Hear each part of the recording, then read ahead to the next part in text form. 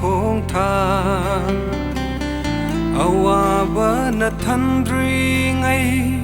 nu mit si na ta dri ngai sanja horo jisu da na punsi ado ayengi dama khalanu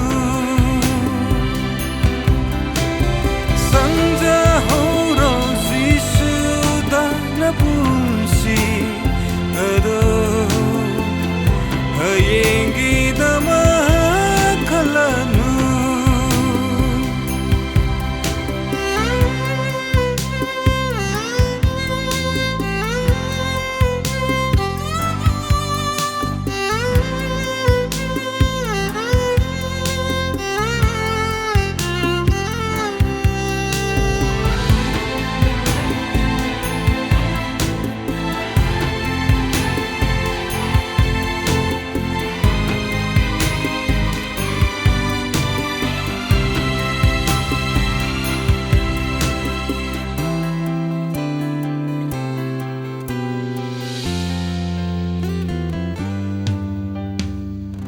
nang nakhaliba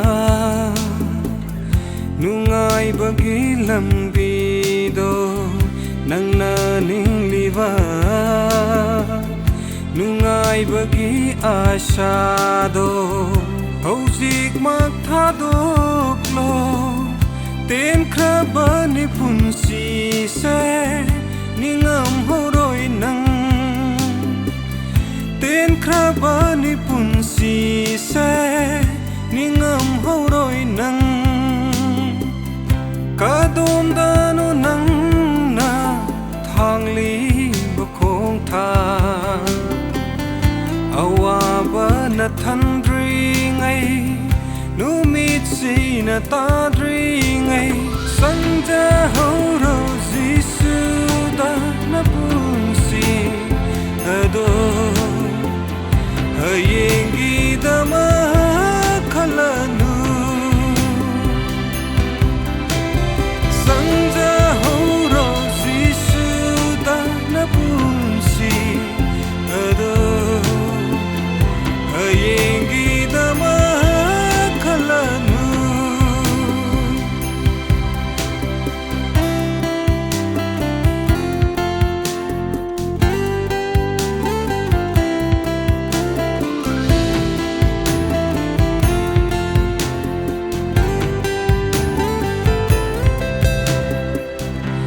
ngai dana leiri ngai jisu laglani ngai dana leiri ngai prabhu laglani penjadra bathawai na kopiyu prabhu haina kap na laurani kumbiraro tabiraro matangdu loi khare kadom danu nang na thangli bkhong tha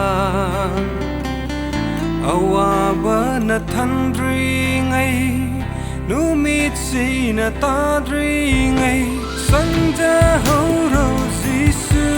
da na punsi ado ayengi